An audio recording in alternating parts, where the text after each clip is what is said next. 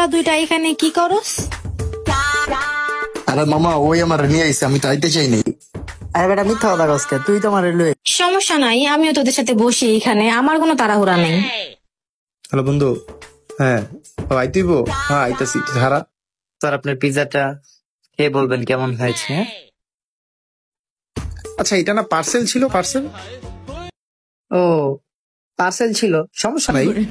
ব্যাপার না, আমি খাই, আপনি এখন আসতে পারেন। হ্যাঁ বাই দ্য ওয়ে স্যার, আপু কিন্তু সুন্দর আছে। ঝুট মাত বল সালে। পিজ্জা দি খায়া লাইতাছে মামা। মামা কি করবো, ফাও খাই না পাবলিক।